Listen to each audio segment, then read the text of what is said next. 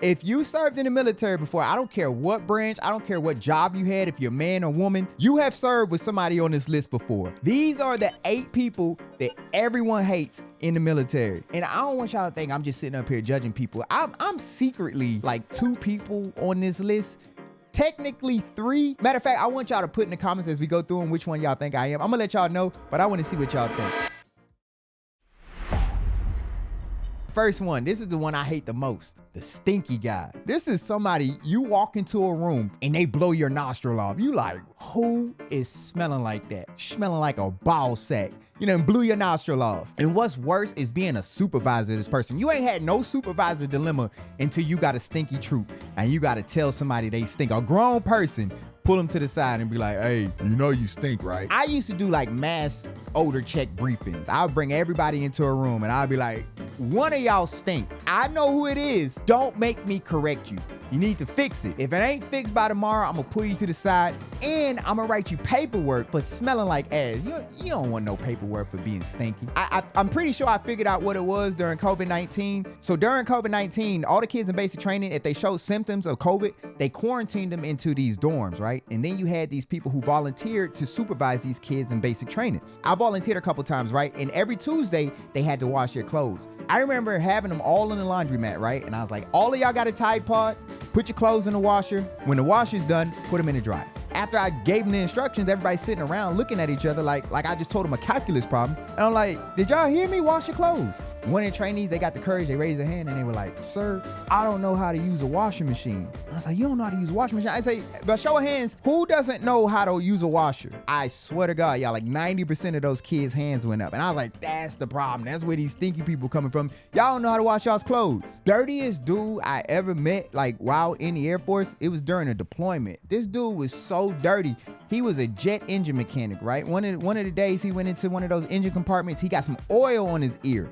So for like the next week, this oil was still on his ear. We were like, hey bro, you take a shower? He's like, yeah, we took a shower. And we were like, I don't think you took the shower, bro. Like, he had an oil stain on his ear until he left that deployment. It was dirty. He stank so bad, y'all. Like, when he came around, we used to cover up our nose. Like, we had these headphones. Matter of fact, I got the headphone, right? I don't know why I still got these headphones. I don't even think I'm supposed to have them. You're supposed to wear them like this, right? When this dude come around, we'd turn the headphones like this. And he'd always be like, why y'all doing that? Why y'all do that every time I come around? We like, bro, you stink. He stank so bad, y'all. Like, he was so dirty that when he went back home, he changed the whole rules of the desert. Like, before him, we could just leave. We'd tidy up our room and then they would turn it over. The next person come and get your room, no issues. Because of him, they made a whole checklist of things that need to be done before you leave, how he left his room. He was so dirty, y'all. The bed he slept in had a print of him. It was a dirty print of just somebody. He had old milk bowls, like spoiled milk. It was dirty dude. Ugh. They took pictures of it and sent it back home and made a whole checklist like, do not leave your room like this because of him, his dirty ass. Nobody likes a stinky guy. All right, the next person, you got the brown noser. This is the person, they always got their hand up. They always volunteering before they even know what they volunteering for. This is the person to laugh at the commander's lame ass jokes all the time. And the joke is not funny, but they feel like if I laugh hard enough, I'ma get a promotion. Brown nosing does not work, y'all. I'm telling you, even your commanders don't like a brown noser. It is not helping you. I actually tried to brown nose one time to get a stripe. I did so much to make my commander happy. I laughed at lame jokes that wasn't funny. I did the whole 9. Trying to get noticed. And when it came time for me to get a stratification, I did not get the stratification. All the brown nosing I did, it did not help. I was so mad at myself. I was like, man, I didn't have to do all of that stuff. I'm in the same position I would have been if I didn't do it. So take it from somebody who tried it. Brown nosing does not work. And nobody likes a brown nose, so it's not worth it. Don't do it.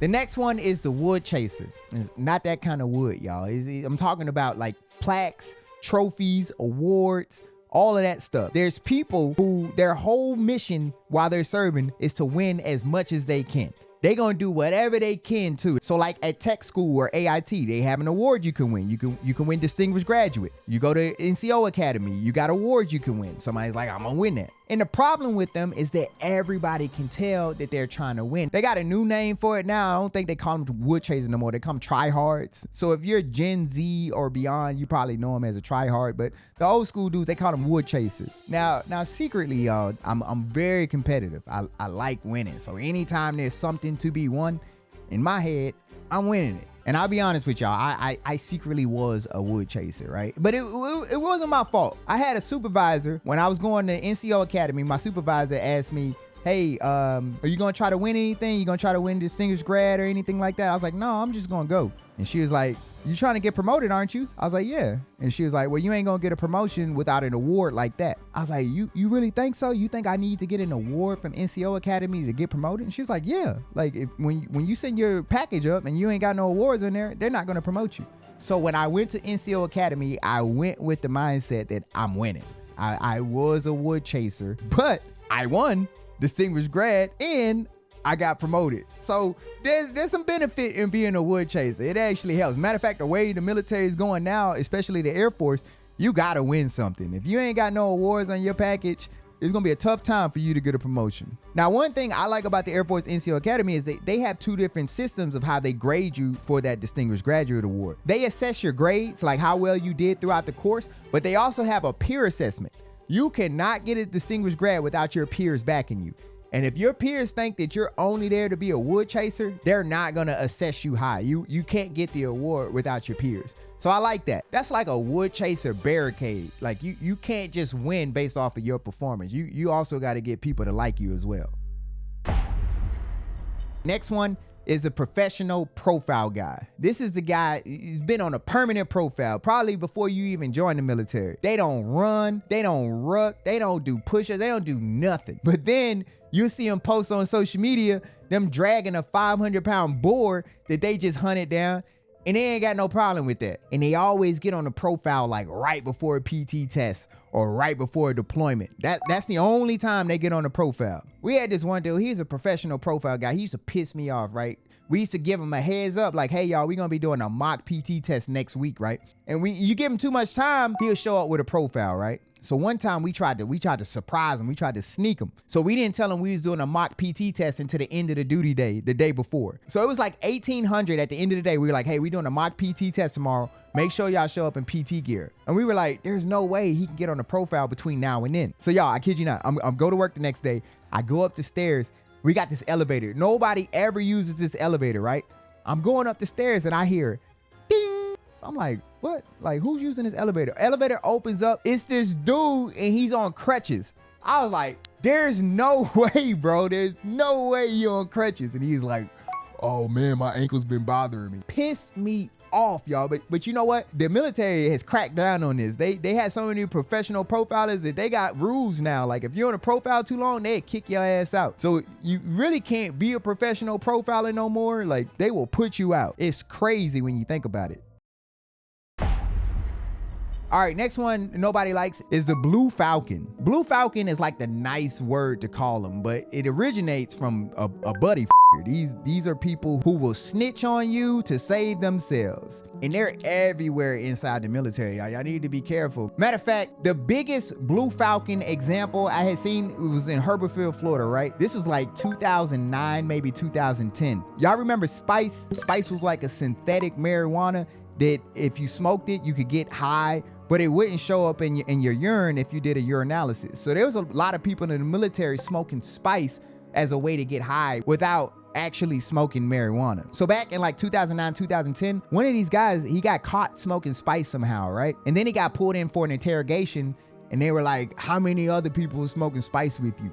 And he could have just been like, nobody. But instead, he named like 16, 17 other people and they all got taken down. Every one of them got taken down and kicked out of the Air Force for a drug that couldn't even be tested for because of this one Blue Falcon guy, right? You can't trust nobody. I'm telling you right now, your best friend will Blue Falcon you in the military for doing stupid stuff. All right, the next one is the exaggerated storyteller. So one thing about military people is they like telling their stories. I'm guilty of it. I be telling stories, right? But as they tell the story, you hear it one time, right? And then you hear it the next time and it got a little bit different. It got a little bit crazy. Then you hear it again. A new person gets introduced into the story, a new scenario. We had this one dude named James Gorman. I'm gonna drop his name because he was like a god, bro.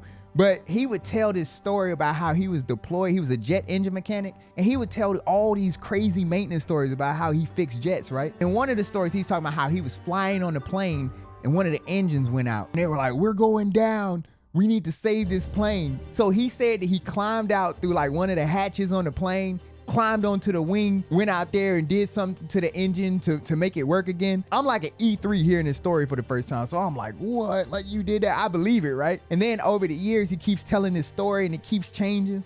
And I'm like, wait a minute, is this bullshit? Like this story's not real. That being said, this dude is still cool as hell. That's why I dropped his name. Because he told me like one of the biggest pieces of advice I ever heard. Like, and this is old school people. They didn't sugarcoat stuff. I had gotten in trouble for something small. And I felt like everybody turned on me, like all the leaders and stuff. I was like a go-to guy. Like everybody could depend on me. And I did this one little small thing and I felt like everybody turned their back on me. So I go to him and he was like, you know what, Jody? You could build 1,000 bridges and be known as a bridge builder. But you mess around and suck one cock and you're gonna be known as a cocksucker for the rest of your life. And I was like, bro, the way he got there was different, but I'll never forget that. That is some real life advice. And then you got the smoke pit guy. Now this is the person that lives in the smoke pit. I honestly don't know if the smoke pits is still popping like they used to be. They used to go down in the smoke pit, but you would have these people who just stayed in the smoke pit all day. Anytime work needed to be done, you'd be like, where is such and such? They'd be like, did you check the smoke pit? These people know everything that's going on inside the squadron. Like they know more than the first shirt. They know more than the commander because they in the smoke pit. They know all the drama that's going on, but they're always missing. You got to go track them down. But one thing about the smoke pit guys is they're probably really good at their job. Like at least that's how it was when I worked on the planes. The best maintainers were always in the smoke pit. And I tried not to go get them. I tried to go fix things on my own. And I'd hate to go bother them in the smoke pit. But if everything else failed and we cannot figure it out, then I'd go to the smoke pit and be like, we need you, bro. And they'd always be like, all right, let's go. Oh man, they used to go down in the smoke pit. And then the last one is a Jody. I hate this one too because I ain't had nothing to do with this, y'all. Like I am not the definition of a Jody. My daddy just named me Jody. It's crazy though because I got my name because of a Jody. A Jody is the person who will come in and swoop on your wife or swoop in on your girlfriend while you're gone. They type of person to be like, hey, you need anybody to cut your grass? I can cut your grass. You need anybody to check your oil in your car, check your tires? I can take care of it. And then they start working their way in and start taking care of your girl a little bit more than you want them to. This is where Jodies came from. When y'all are marching and y'all singing all them Jodies, the I'm a steamroller, baby, all of that stuff. The original Jody was, ain't no sense of going home. Jody took your girl and gone. That was the original Jody. So my dad did 22 years in the Army, right? When he went to basic training, he had a little girlfriend. And they used to sing that Jody every day. Ain't no sense in going home. Jody took your girl and gone. And he said he used to march around and be like, I don't know who this Jody is because it can't happen to me. So when he graduates basic training, he goes back home and his girlfriend is pregnant. And he's like, how'd that happen? That couldn't have been me. So all his homeboys was telling him like, man, your girl, she wasn't your girl while you was gone. So it killed him and it hurt him inside. And he vowed on that day, he was like, if I ever have a son, I'm gonna name him Jody so this can't happen to him. So I'm a product of heartbreak, y'all. This happened. This ain't my fault. I did not ask for this name. Now, if you finish this video and you're like, I ain't never met that person in the military, then it's probably you. You probably one of these people on the list and nobody likes you. Now, these are 8 types of people that nobody likes in the military. But me, the military has made me also not like certain things. If you want to see what those are, I made a video about it. But like I always say, I hope this video brought value to you. Stay beautiful, stay classy, and until next time, check me out.